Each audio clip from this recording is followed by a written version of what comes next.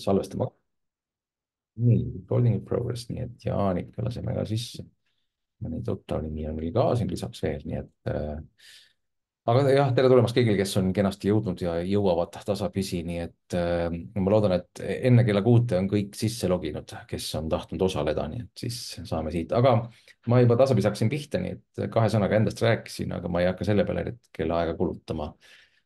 Kui ma alustasin aastal 2002, siis eesti keeles oli 2 raamatut, täna sellist head kirjandust, mis kirjeldab mäluga seonduvat, ajuga seonduvat on küll, aga siin on üks pisikene sõel, et see ei ole mingisugune lõplik nimekiri. Ja oma raamatut on mul ka veel alles, raamatupoodides mõnedes on, kirjastus on seda küll kõvasti juurde teinud vahepeal ja eelmine aasta sai see ka sisse loetud, nii et on võimalik audioraamatuna kuulata, kel on huvi info tarbimise vastu, aga mis puudutab nüüd tänast teemat rohkemalt, siis üha rohkem kirjandust on nii-öelda lihtne ja mugav võtta endale veebilt alla ja siis lugeda sealt, nii et kõik sellist 21. sajandi lugemisoskust või õppimisoskust on igast välismaa kirjandusest päris palju ja nii et tasub neid ka sirbida, et need on need, mida ma siis olen ühel või teisel moel läbi töötanud, et neid teemasid käsitleda. Ma küll salvestan selle, ma nüüd salvestust võib-olla vistliselt kuidagi jagan ka, eks paistab, aga praegu hetkel salvestan selle lõpus ma teen loosimise, nii et umbes kuskil 17.50 ma katsun lõpetada ära. Ja kui teil on küsimusi jooksvalt, loomulikult ärge üldse sellest häbenege, andke aga julgelt märku, küsige, ärge sellest tagasi hoidke. Aga kuna aeg on, ma ütlen ikkagi suhteliselt piiratud, siis ma pean sellega siin, püüan teile anda väikse sellise arusaama sellest, kuidas aju töötab ja kuidas meeldejätmine toimib ja mida siis esmalt on vaja meeldejätmiseks üldse teha. Ja milles üldse õppimine seisneb ja annan sellise esimese sissejuhatuse ja pärast siis pakun ka välja, et kui kellelgi on tõsisemad ja põhjalikumad huvid, et siis saab selliseid veebikoolitusi peale hiljem ka teha, nii et aga jah, et kui on mingi pakiline küsimus, siis ma pigem soovitan isegi, et pange mikrofon korraks sisse, kui vähegi võimalus. Küsige küsimus ära ja katsume vastuse saada, ja kuna teil on kontaktid ka olemas, siis tegelikult kui tekib hiljem küsimusi, võite mulle ju kirjutada ja vastame ära, et aga katsun selle aja niimoodi üsna sellises kompaktses vormis ära täita, et tempo on üsna selline kiire. Võib-olla esimene asi, mis üldse meeldejätmist puudutab, et ilma kui ma hakkan põhjalikumalt rääkima siin või nii-öelda nii põhjalik kui vähegi täna jõuab meeldejätmise kohta, siis arvuti tuua siia kööki, vaadata minu sellest kuidagi. ja ma panen Jaanika, tere, Jaanikal jooksis mikrofon sisse, et ütlesime selle, panin jõuga lihtsalt mute'i peale. Meeldejätmine, et esimene asi lihtsalt, kui te hakkate mõtlema, kuidas aju töötab ja kuidas mida on meeldejätmiseks vaja teha, siis esimene asi, mis väga hästi on sõnastatud ühes sellest inglise keeles raamatus Learning That Sticks. Kui teist keegi on jõudnud ja tõenäoliselt väga paljud on jõudnud minu jutu ajal mõelda midagi muud kui see, mida ma rääkinud olen, siis te ei saa mäletada seda, mida ma parasjagu rääkisin sel ajal, kui te mõte oli mujal. Nii et meelde jääb see ja ainult see, millest sa parasjagu mõtled. Ja kõige lihtsam näide on võtta raamatu. Ma ei tea, kas teil on kunagi juhtunud raamatu lugemise ajal asja, et juba usinasti loete juba mitmest lehte ja muudkui pöörate lehte ja siis mingi see lehe pööramise hetkel mõtlete, täpselt nüüd issand, ma mäletagi, mis siin kirjas on, vaatad eelmist lehte ka ja võitsid ka imeleta ja ma jumala kui palju ma olen siin kuskil juba nüüd lapanud ja ei olegi üldse kaasa mõelnud, et ma ei saa sellest raamatust kasu, et see on üks tavalisi lihtsamaid lugemise takistusi, mida me lugemise õpetuses jagame, on siis nii-öelda nimetatakse regressiooniks, tagasivaatamiseks ja me kulutame 2 korda, 3 korda aega sellepärast, et me läheme tagasi sellele osale, mida me oleme juba läbi lugenud. Kuna me ei mõelnud sellest, meie mõte läks rändama, siis ei ole võimalik seda ju omandada. Nii et kui see tunnis mõte käib mujal, kui me vesteldes teise inimesega, ma näen, et ta tegelikult vaatab aknast välja midagi muud, teda tähelepanu mujal, huvi on mujal, pea on ekraanis koosolekul ja räägi, et ma kuulan küll sind, tegelikult ma toksin siin arvutis midagi, siis ei ole võimalik ajul seda samal aegselt nagu meelde jätta ja vastu võtta. Ehk siis meelde saab jääda ainult see, millest sa parasjagu mõtled ja millest me siis mõtleme. jällegi teistpidi ka, et noh, loogiline, et ma ei jaksa siis kogu aeg ja kuna mõtlemine ongi väga energiat nõudev töö ja aju jaoks üks viimasemaid asju, nii nagu Kristjan Port ütles ka, et iga elusolendi eesmärk on paljuneda. Ehk siis iga elusolendi eesmärk on elus püsida selleks, et paljuneda ja paljundada ennast ja ühiskonda ja inimkonda ja nii edasi. Siis selleks ongi see, et meil on omad fookused, meil on omad tähtsad asjad. mõtlemine nendest tegevusest ajus on kõige viimane ja millest me mõtleme, selle kohta on ka väga hästi, oi, juba lipsasin üle, on üks hariduslik neuroteadlane sõnastanud selle ära, et neurobioloogiliselt on sõna otseses mõttes võimatu mõelda sügavuti sellest, mis sind ei huvita. Nii et küllap on meil kõigil olnud kooliajast mõningad tunnid, mis meid väga huvitasid ja ma jäi ka paremini meelde, sest mu fookus oli lihtsamini paigas. Ja võib-olla tõesti juhtus ka sellepärast, et õpetaja rääkis nii huvitavalt. Võib-olla sellepärast, et mul oli varasemalt huvi selle vastu. Aga üldiselt esmane asi, et kui ei huvita ja noh, teatavasti on lapsel või areneval ajul on see huvi säilimine palju lühem kui juba täiskasvanud inimesel, ehk siis see huvipuudus, huvi kadu on hästi kiire. et alguses on küll nii äge asi aga kas muud ei olegi või, et, et see enam ei paku huvi. et täiskasvanud inimene suudab säilitada tähelepanelikkust ja uudishimu ja huvi kauemaks ajaks. milleks üldse õppimine, kui me nüüd hakkame vaatama selle pilgu järgi, et milleks on inimesel nii kaua vaja õppida, et kui elevandi emme lükkab oma 80-kilose vastsündinu elevandi beebi londiga püsti ja ei hakka toimetama, ei hakka tegutsema, siis inimestele meid kantakse sõna otseses mõttes kätel väga kaua. et kas sa oled juba järelvastamise teinud ja sa olid puudusid ja millal sa saad mul tundi tulla ja ma pole sind kaua näinud, ehk siis õpetajad hoolitsevad selle eest, et sul tunnid saaksid järele vastatud ja hinded saaksid korda. ja kui me vaatame hariduslikku aega, siis üks asi on gümnaasium, noh nüüd praegu meil on põhikool kohustuslik, tõenäoliselt ei ole kaugel see aeg, kus ka gümnaasiumi aeg muutub kohustuslikuks, ehk siis peab käima päris kaua koolis. kui me aju seisukoha pealt vaatame, siis see on parim aeg, see gümnaasiumi aeg, lasteaia aeg, gümnaasiumi aeg ja tegelikult ka ülikooliga aeg ka veel otsa on see aeg, kus aju on kõige vastuvõtlikum. ma lihtsalt korraks näitan üks hetk seda aju kujunemise aega või üldse seda inimese kujunemise ajatelge. et siis ja vaatame, kuidas siis see omandamine ja vastuvõtmine selle aja jooksul toimub, siis ongi arusaadav, et kuni 25. eluaastani, millal siis aju lõplikult küpseks saab, hinnanguliselt, sest seda ei saa kunagi garanteerida, et see kõigil just täpselt nii on ja kui 25. sünnipäev on käes, et siis nüüd oled sa valmis, ei pruugi olla. mõnel võib kauem võtta, mõnel saab kiiremini valmis. nüüd õppimise olemus. miks üldse on vaja siis seda inimesel nii kaua valmis saada ja isegi kui 18-aastane tegelikult aju seisukoha pealt ei ole veel küps, 21-aastane, kellel on meie seaduste järgi veel rohkem õigusi, ei ole ka veel küps ja aju seisukoha pealt on veel suhteliselt puberteet ehk nii-öelda aju mõttes teismeline, siis valmis saab ta umbes 24.–25. eluaastaks. õppimise mõte samas raamatus, mis noh, ütleme siis, kuidas me õpime, mitte seesama ja Stanislas Tehani raamat, noh jah, see on suhteliselt värske raamat, on see, et õppimise mõte on saada hakkama iseseisvalt ehk suutlikkus kohaneda, et olema ootamatus, ette valmistamatus olukorras ja nii kiiresti kui võimalik. Nagu Charles Darwingi on öelnud, et ega siis kõige tugevam liik ei jää ellu, vaid see, kes kõige rohkem on valmis kohanema ja muutuma. et meie tegelikkuses noh, üsna šokeeriv on tihtipeale see, kui ma koolides või ka õpetajate käest või rääkimata õpilaste käest küsin, et mis te arvate, kui palju keskmine inimene mäletab pärast kooli sellest, mis nad kunagi on koolis õppinud, siis see protsent on psühholoog Anu Virovere siis sõnul umbes 4%. kogu kooli ajast, mis me seal käime, milleks me üldse õpime? me õpimegi aru saama, me õpimegi mõtlema, me õpime pingutama, lahenduseni jõudma, sest et kui seda me pingutust ei tee ja pidevalt nagu laseme kellegi najal ehk ilma vaevata, siis on see suur oht, et me tegelikult aju ei saa seda kõige tähtsamat, ehk seda pingutust.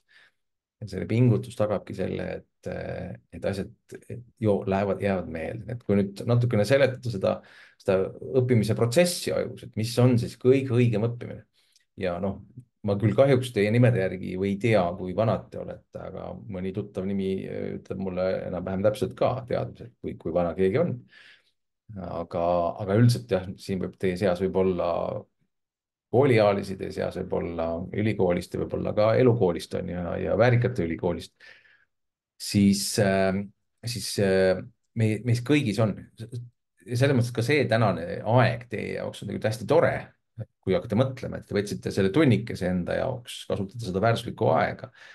mina ei taha seda kuidagi ära rikkuda teil, ma tahaks teile väärtust juurde anda, siis te õpite igal juhul, ükskõik, kas te tahate või ei taha. loomulikult, kui te tahate, on efekt palju suurem ja teie võime nagu omandada ja juurde võtta infot on palju parem. aga, aga reaalsus on jah see, et, et me tegelikkuses nii-öelda aju on valmis kogu aeg ja tal on loodud kaasa antud siis nii-öelda sünnipäeva või sünnipärane õpimotivatsioon. ehk eelmine korra seda veel ei pane. nii, ehk siis meis kogu aeg väike laps avastab kogu aeg, me kogu aeg märkame, kogeme, vaatame ringi, uurime, saame teada. nüüd, milles seisneb siis aju seisukoha pealt raske pool, aga samas on sellel väga suur ka üks väike eelis, väike suur eelis on see, et kogu õppeprotsessi mõte on see, et meie ajus, kui nüüd aju sissepoole vaadata ja noh, isegi kas see on väike aju või suur aju, sest kuna isegi kui sünnihetkel see aju, noh, see on siis täiskasvanud aju suurus, peaks mulle pähe mahtuma. sünnihetkel ajul on ta üks 4 korda väiksem, kuskil 350-400 grammi, see on siis niisugune ligi 1,5 kilo. Siis sünnipärane motivatsioon tähendab seda, et meil sisse on loodud süsteem, mille aluseks on premeerimise, tasu premeerimise siis süsteem, aju premeerimissüsteem, mis asub siis sellises keskuses nagu tasukeskus, mis asub aju limbilises osas. Siis tema premeerib meid hea tundega ehk siis positiivse emotsiooniga ja muideks see on ka ainukene positiivne emotsioon ehk meil on emotsioone hinnanguliselt siis psühholoogide väitel siis on meil 6 põhilist emotsiooni, noh mõni ütleb, et 4, mõni ütleb, et 6, siis nendest ütleme siis 6 emotsioonist ainult 1 on positiivne ja see on nii hea ja see on niivõrd väärtuslik ja see on see, mida me taga ajame, mida me ihaldame. see hea enesetunne on see, mis paraku tekitab ka meil soovi seda uuesti kogeda, ehk siis tekitab ka sõltuvuse vajadus. aga see õppimissüsteemis, premeerimissüsteemi mõte on see, et me kogeme head, siis kui me oleme õppimise käigus midagi uut saanud ja see on toimunud läbi pingutuse.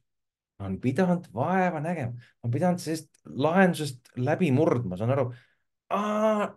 Nüüd ma sain aru, ma ei saa, ma seletan ja küsin abi ja õpetaja tuleb seletama. Nüüd ma sain aru, et see on see kõige lahedam efekt, et nagu omal lapsel ka olen ka seda, noh, ei ole lapsevanemad kõige paremad õpetajad oma lastele, omad väiksed sellised mitte-eelistused ja väiksed probleemid lastevanemate õpetamisel. aga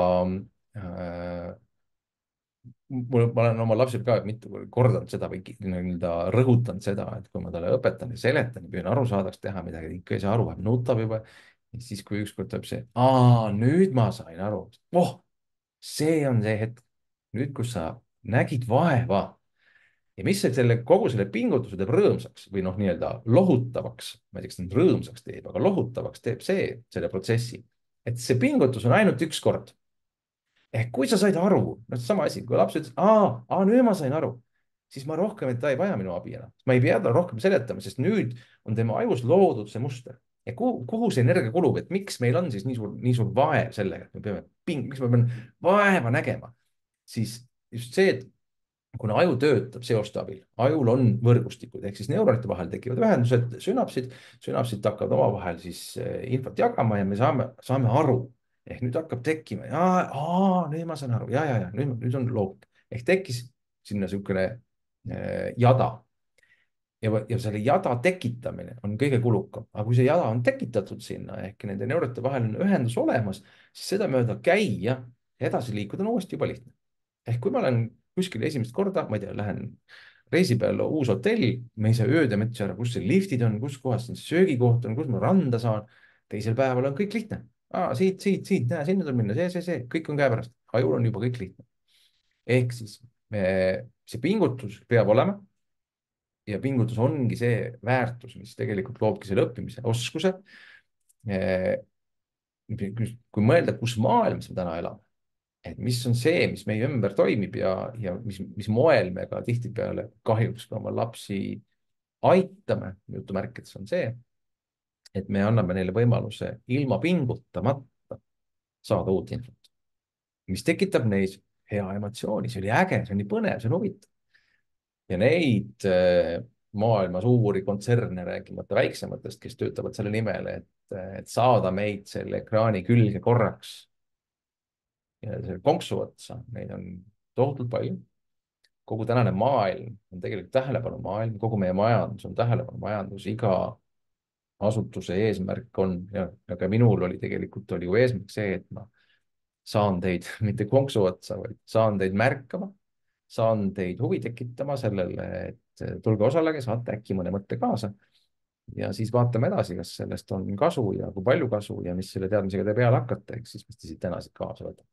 Nii et see, et meil on selline õppimissüsteem, et see, et meil on võime läbi pingutuse ja noh, ma siis tegelikult tahtsingi öelda, et igasugused ekraanid on need, mis annavad meile võimaluse mitte pingutada, ilma pingutamata vaeva näha või saada emotsiooni, hea tunne.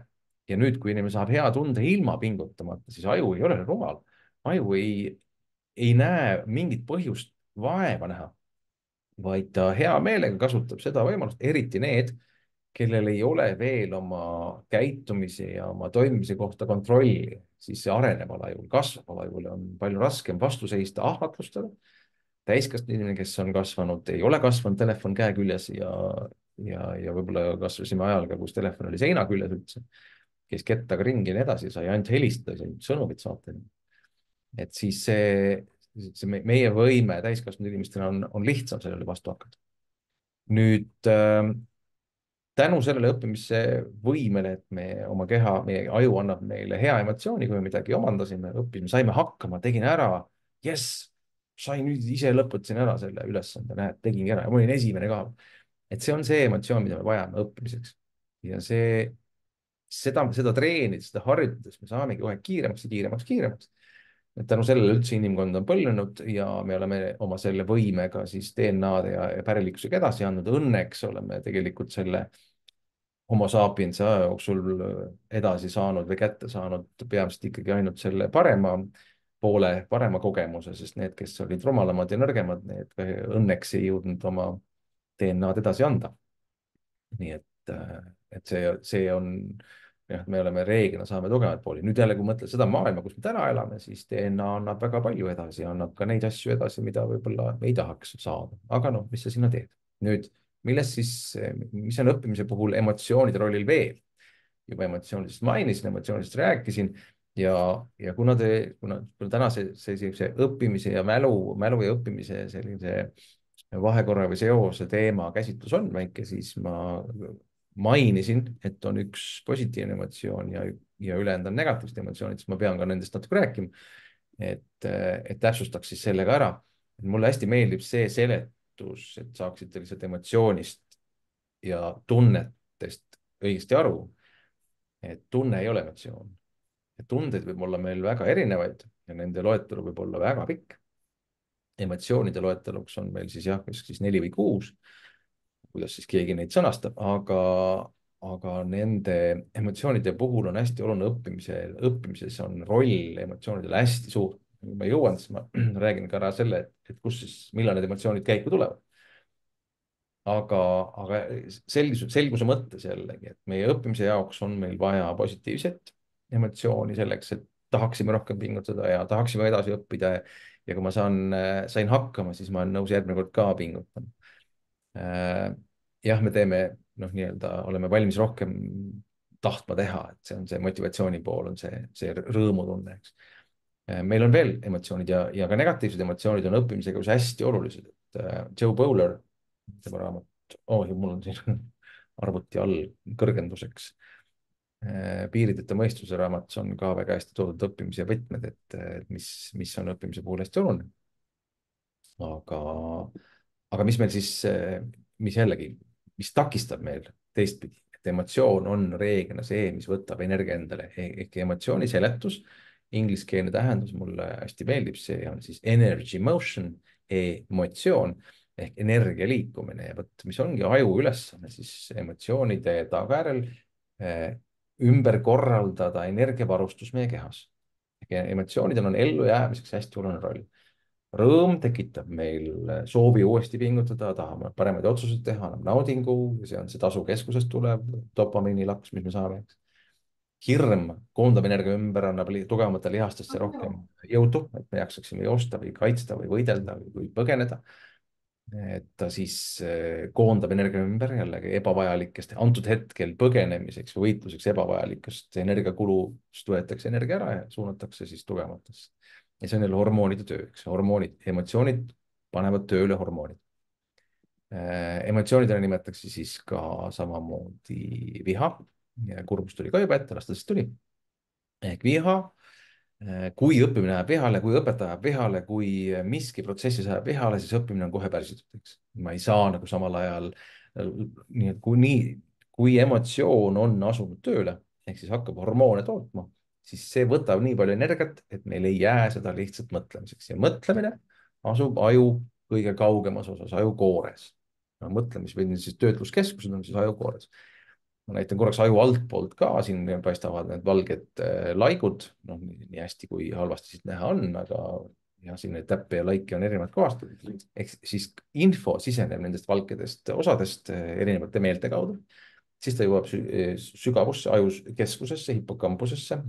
Enne seda siis käib instinktide refleksid ehk meie kõige esimene reaktsioon ajus on kaitsta ennast mõtlemata, instinktiivselt. Järgmine, kui jõuab hipokampus suunab siis selle informatsiooni vastavatesse ajukeskusesse ja selleks, et ta sinna ajukeskusesse jõuaks ehk ajukoorde, peab ta läbima aju siis selle heledama osa peal oleva beesikama osa, mida siis nimetatakse limbiliseks ajuks ja seal toodetakse emotsioone. Need emotsioonid jäävad alati tee peal ette, mõtlemise tee peal ette ja viha on siis väga palju, väga otseselt seotud meie egoga. Mida kõrgem enesehinnang, meil on eneseväärtus, kõrge enesehinnang, eneseväärikus, enesekindlus, kõrgem minapilt, siis seda vihale rohkem ajab. Mida madalam ego, seda vähem läheb korda.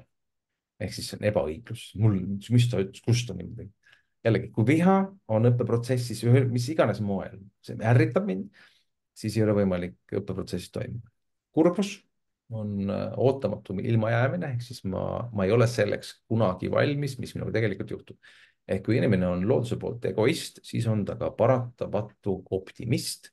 Ehk siis vastasel juhul me ei püsiks elus, kui me ei oleks optimistid. Ehk me loodame viimse hetkeni, nii et nii ei juhtu. Ja kui saame mingi kurba sõnumi, midagi siis päriselt juhtub, siis tegelikult me ei ole selleks kunagi valmis. Emotsioonide nimetatakse siis ka üllatust ja vastikustunnet, mis on küll üsna lühikesed ja väga kiired reaktsioonid, aga nad on siiski reaktsioon ehk siis vastus hormonaalne vastus minu siis tunnetele või selle infole, mida ma sain.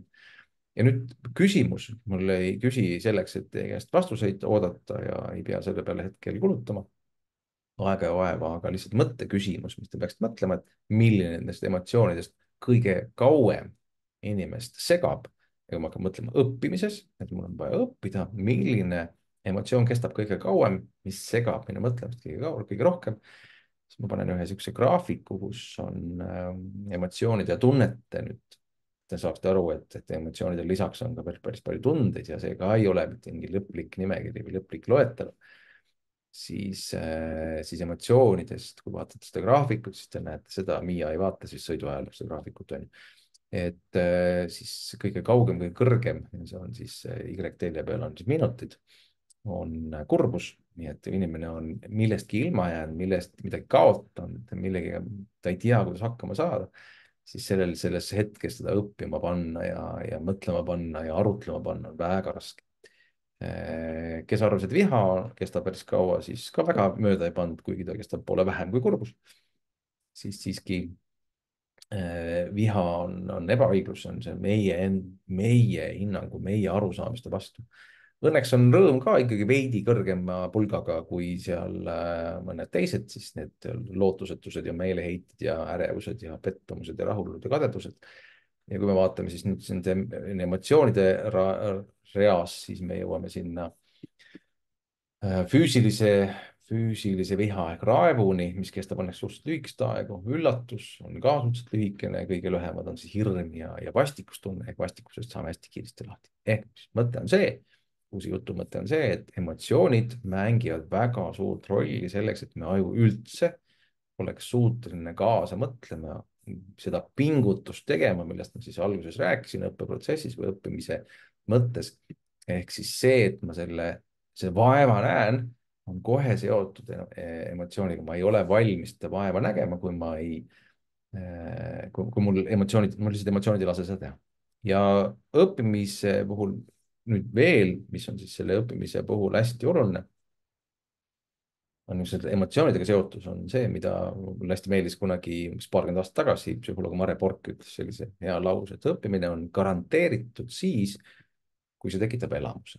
ehk läbi isikliku elamuse, emotsiooni, naudingu, äge, lahe, nii kihvt, siis läbi selle õppimine on kõige kindlam viis. ehk siis, kui sa saad ise katsetada, ise proovida, ise osalesid, mis on ka jällegi tihtipeale ju, et kasvõi näiteks selle tänase kutsehariduse mõte on see, et sa lähed ja paned ise käed külge, ise proovid, ei ole nii, et me räägime sulle klassitunnis, et nii tehakse ja mine nüüd siis hakka tegema.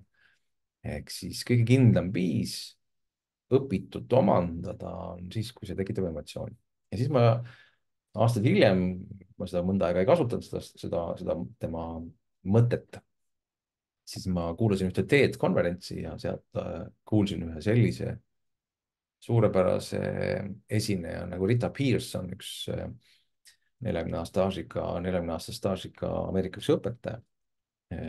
oli ettekanne, mille pealkiri oli see, et iga laps vajab tšempioni või noh, iidolit või eeskuju.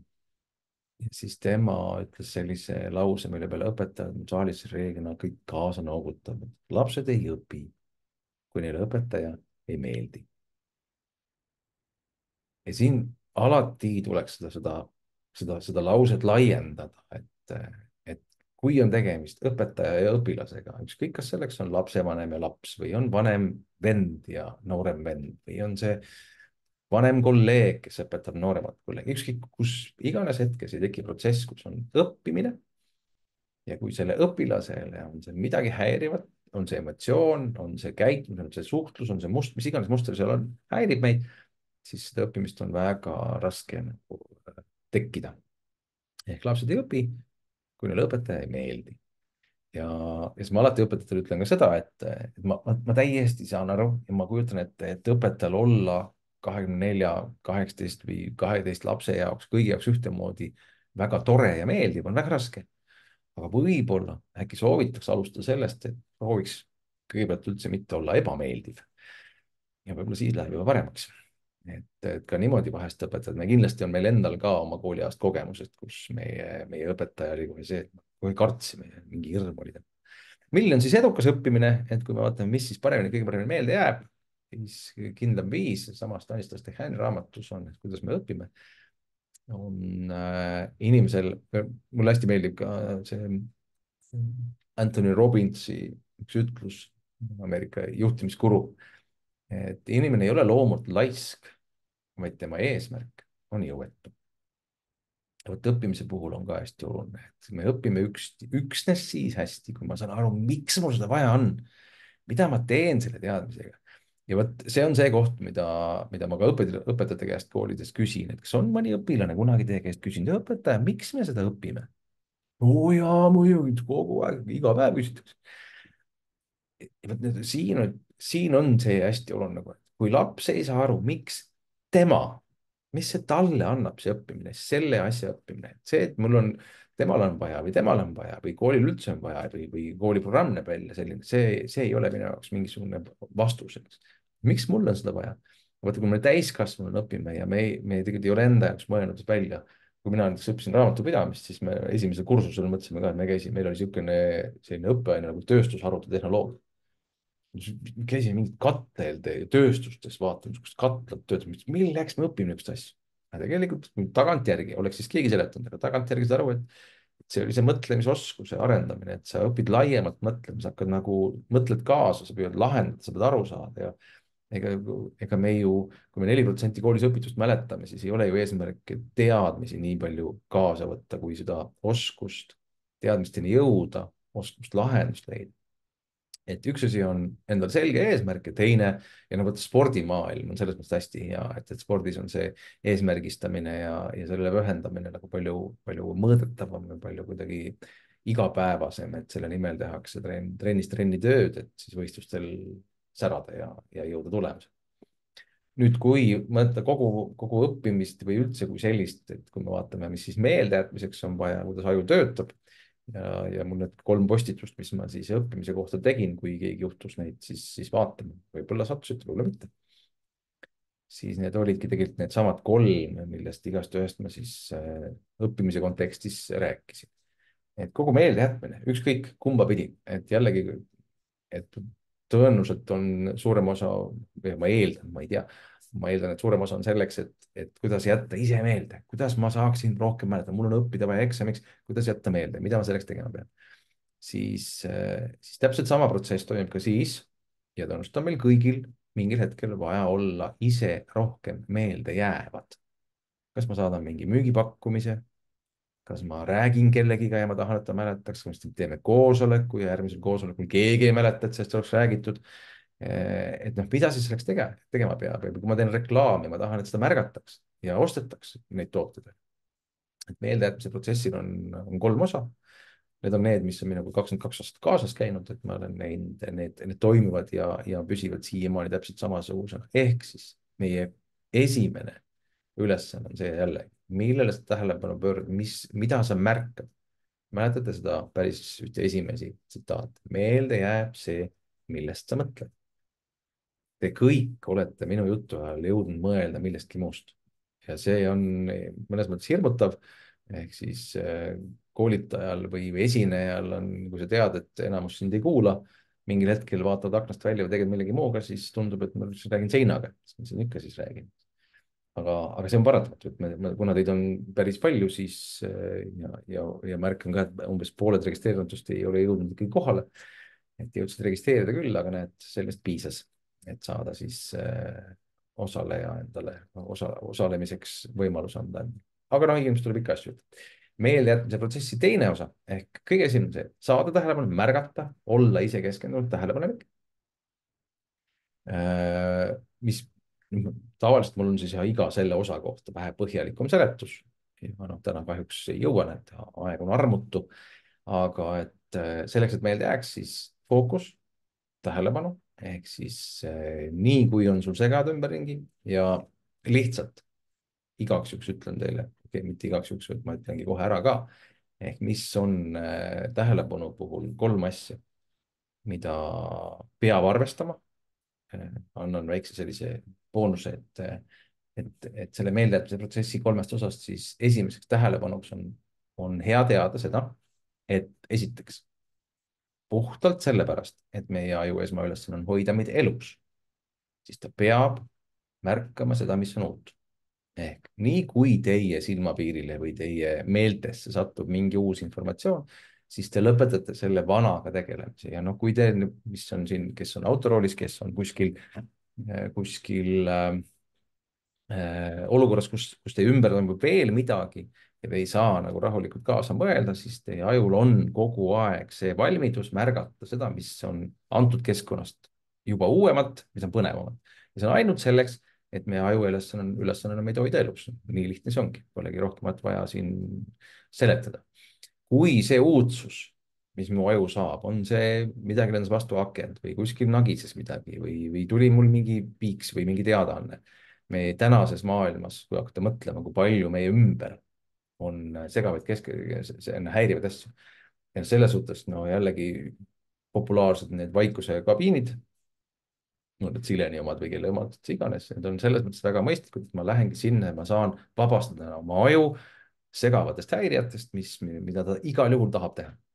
Nii et kui uudsus minu ajavuks on selline, mis tekitab minus emotsiooni, see on, mis iganes see emotsioon siis on, siis ta käivitab meil ka uudishimu ja siis me oleme juba läinud. nii et kui teil on vaja olla keskendunud, õppida võimalikult efektiivselt, siis tuleb leida endale või luua endale keskkond, kus oleks võimalikult vähe uue info tekitajaid. kui võimalik see on, kui me õpime või töötame avatud keskkonnas või kui me noh, raamatukogu selles mõttes, ma ei tea, paljud tänased kasutavad seda, aga noh, küll neid leiab, aga jälle uudsus on esmane. Teine, miks ka mõni emotsioon kestab või miks üldse emotsioonid tegelikult kestavad nii kaua. teine asi, mis puudutab nüüd tähelepanu, meeldejätmise protsessi kõige esimest osa, on see, et niipea kui meie kogeme või meil puudub teadmine ehk tagasiside puudus, ma ei tea, kas ma teen õigesti, kas ma õpin midagi õiget asja, kas see on see, mida õpetaja mu käest küsib. noh, lihtsalt võib-olla see näide, et kui ma toon näite, mis lugesin sellist raamatut nagu Phil Knighti raamat Nike'ist, Nike'i looja. et noh, kujutage ette, ma lihtsalt teen vahest seda näidet koolis õpetajatele, et kui ma annan klassile kohustusliku kirjanduse raamatu lugeda, näete, see on kõigile teile klassile lugemiseks, aga poolele klassile ma annan ette 20 küsimust. 20 küsimusele peate leidma lugemise ajal vastuse ja pärast ma teen 10 neist teen ka siis kontrolltöö. teine klassi osa ei tea, mis küsimusi sealt peab vastama, millele, mida ta pärast mu käest kontrolltöös küsib, ei tea, lihtsalt loe 400 lehekülge läbi ja pärast siis vastad mida. ja nüüd ongi see, ühel klassi poolel ei ole teadmatust, ma tean, et see koht on oluline, selle ma pean üles leidma, selle kohta kasvõi õpin need vastused pähe, ilmselgelt saab parema vastuse.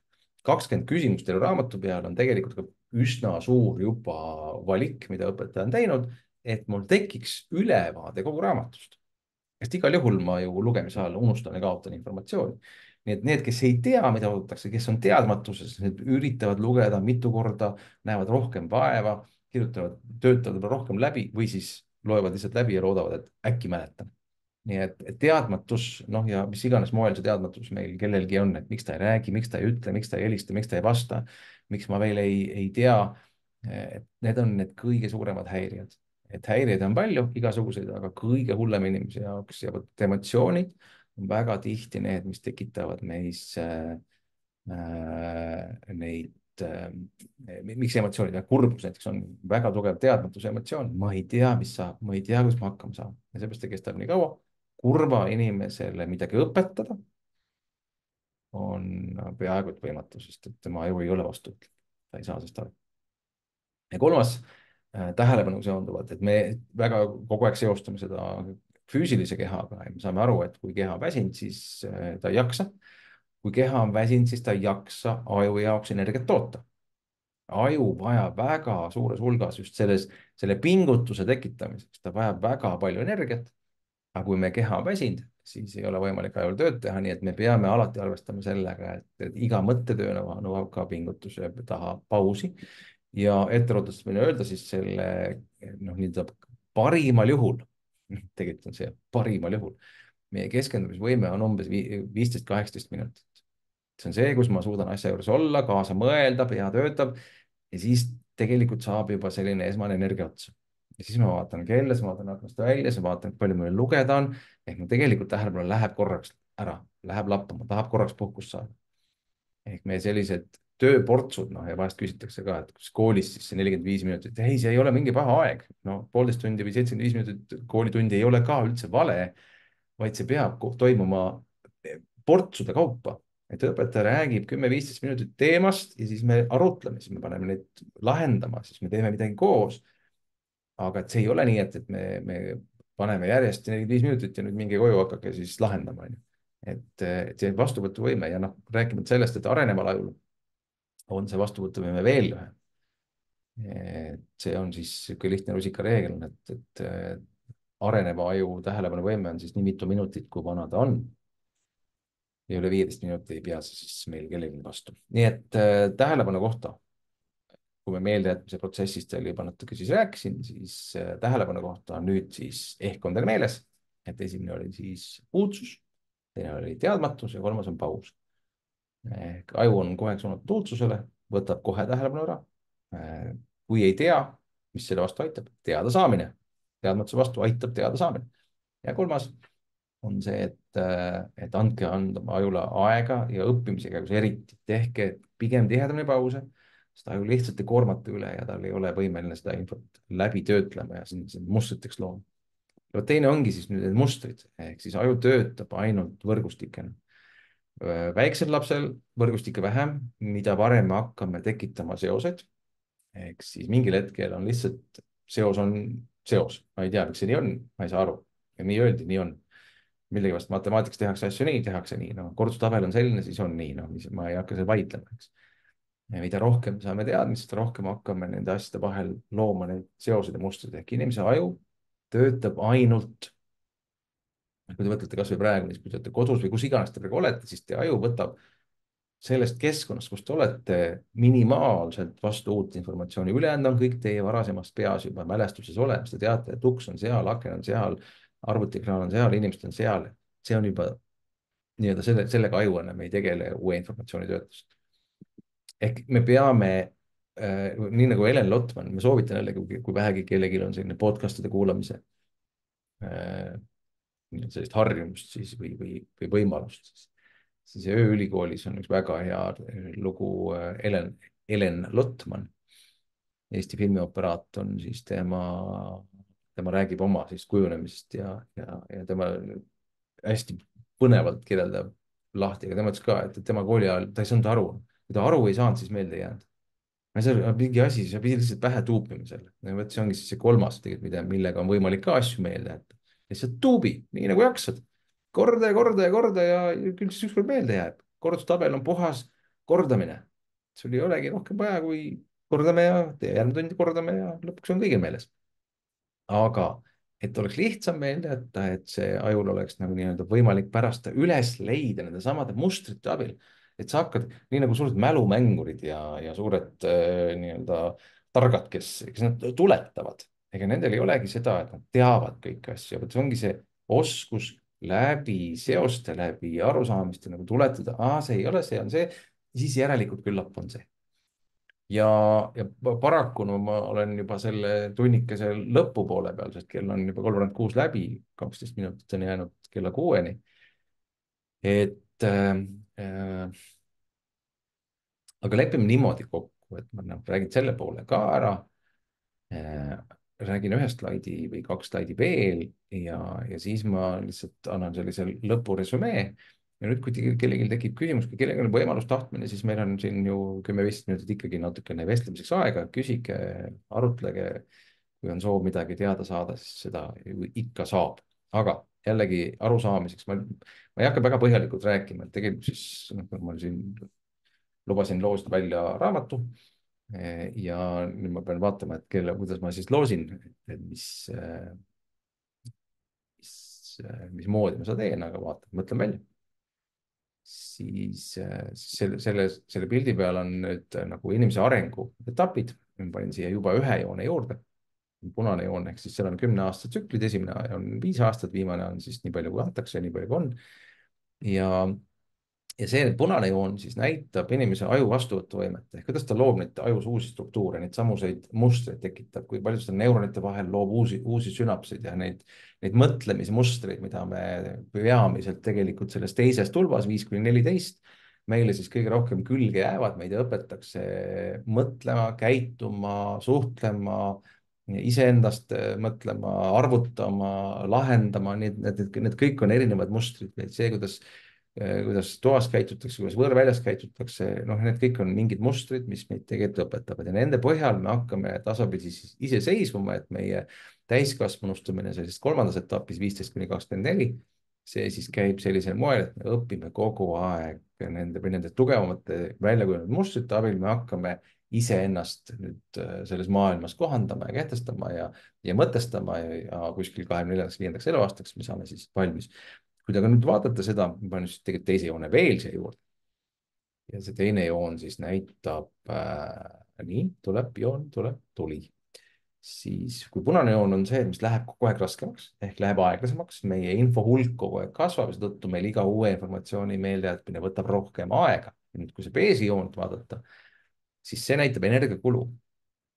ja kui vaadata, siis kõige püsivamad, sügavamad ja kauem kestvamad, aga samas alateadlikud õppimise mustrid kujunevad välja lasteaias esimese 4-5 aasta jooksul, kes ei käi lasteaias, siis seal keskkonnas, kus ta kasvab.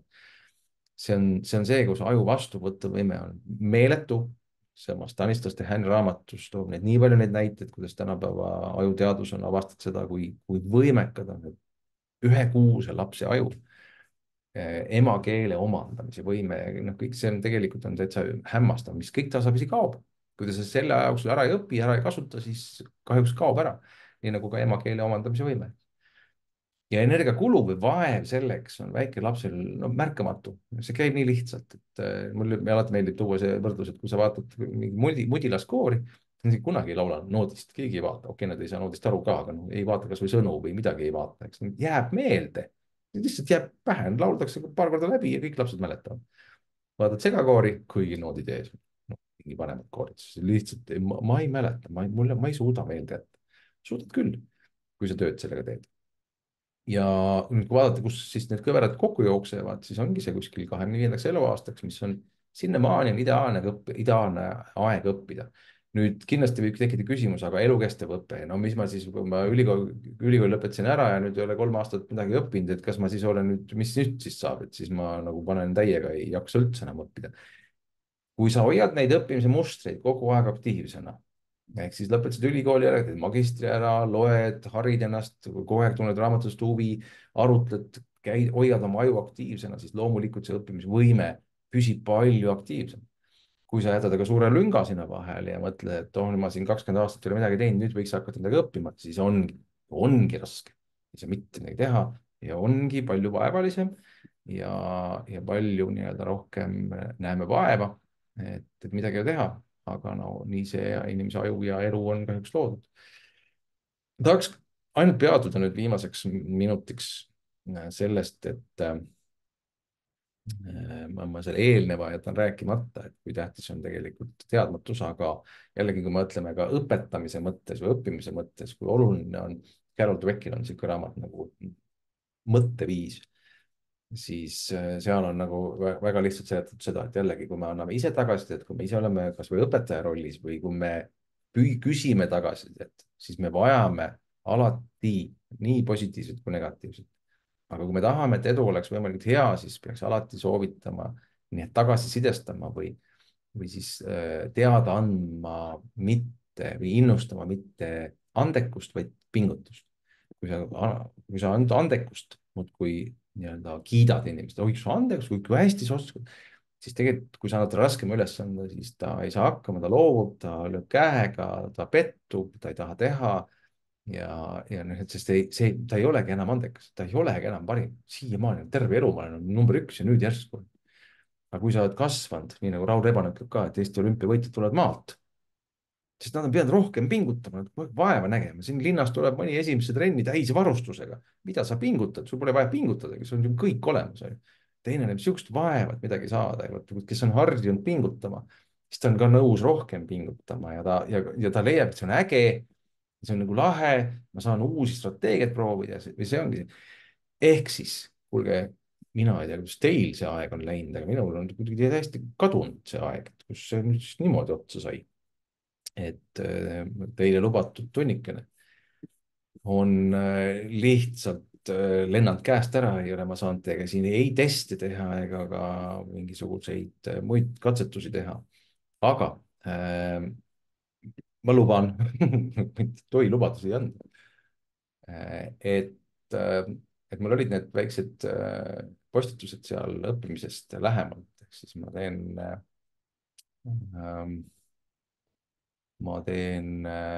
3 koolitust õppimise kohta põhjalikumalt ja siis on need juba 1,5-tunnised.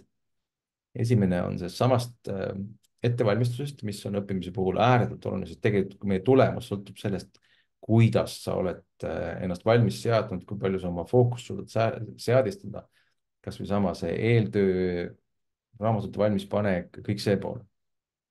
Ehk õppimise seisukoha pealt on ääretult tähtis ettevalmistus, me tihtipeale lööme käega, mul on vaja õppima hakata, nii õpi kätte ja loen kus iganes. Meie efektiivsus sõltub väga palju ja peamiselt sellest, kui palju ma olen nii-öelda oma tähelepanu suutnud fokusseerida. mäletate, üks eduka õppimise siis seletus oligi see, et kui sul on selge eesmärk paigas ja sellele pühendud. teine moodul on siis seostamisest, arusaamisest, et kuidas siis ajul luua neid mustreid, mis aitavad paremini meelde jätta.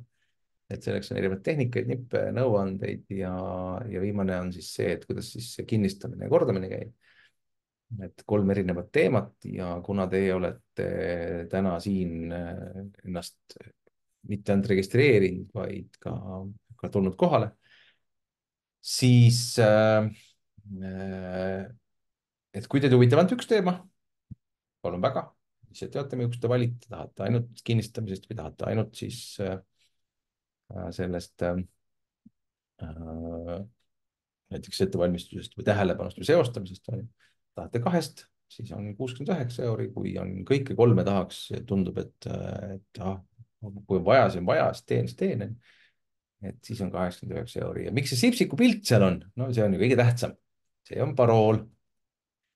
meil on omal väike lugu, ma selle Sipsiku loo räägin siis ära, kui me räägime ettevalmistusest, aga miks on see Sipsik seal, et see ei ole mitte seepärast, et te peate multikat vaatama, minu arust vaatame multikat ka vaadata. aga Sipsik on parool, millega saab siis endale siis selle hinna saada, sest et kõigil teistel, kes ei tea Sipsiku parooli, nendel on teised hinnad. vot, kuulge, aga ma võin ju mida iganes rääkida, saate aru, et oleks rohkem kõvasti meel, kui see, mis hetkel jõudsin teile siit jagada, natukene mõtteaineks. kell on selles mõttes 17:58, et kuigi me alustasime võib-olla mõni sekund hiljem, siis ei saa ma sekunditki hiljem lõpetada, sest te olete arvestanud kella 6-ga. kui kellelgi on soov, vajadus, tahtmine, võimalus, siis minugi poolest olen veel siin ju olemas ja ei kao kuskile. aga mulle hästi see Aristotelese mõte meeldib, et ma võin siin teile rääkida kui palju iganes, aga lõpuks see, mida teil on vaja selgeks saada ja teha. Anton Tšehhov ütles ka, et kõige parem viis õppida on õpetada. et päriselt teha, päriselt proovida, siis see on see, mis lõpuks kasu toob ja kasu annab, nii et kogu meeldejätmine iseenesest on lihtne, ei ole palju vaja teha, on vaja keskenduda, on vaja luua need sobivad mustrid ehk saada aru asjast. kui sa aru ei saa, siis kogu meeldejätmine on selles mõttes mõttetult, siis see on ühekordne. hiljem sa enam ei ole kuskilt seda üles leidnud. ja kui sa ei korda, kui sa ei kinnista, siis aju jaoks on ebavajalik. aju sai aru, et jäta see sinna, ära sellega rohkem tegele. nii et kõik edasine, ma hea meelega ootaks teid tagasisidet, kui teil on vähegi võimalik, kas kirjutada meili peale või kirjutada siis Facebookis või siis Instas mulle esiteks, et mis on, kas selline aeg nagu see kolmapäev kella 3-st või kella 5-st on teie jaoks see hea aeg, ma ei tahaks ju nädalavahetust pakkuda. ma lihtsalt see, et kas on huvi, et ma panen siis ikka sotsiaalmeediasse, kus te leidsite kogu informatsiooni ja ma usun, et enamus on teist ka sinna jälgijaks ennast registreerinud, et siis natukene põhjalikumalt asjadest rääkida, siis jõuab seda ka tulevikus ja nendest teemadest oleks rääkida kõvasti ja palju. aga seda Sipsiku parooli võite mu loomulikult jagada teistega ka, et see ei pea siia meie vahele jääma. Kuidas meil on, kuna ma vaatan praegu, võtan korraks selle eest ära ja ma panen ka korraks või panengi kinni selle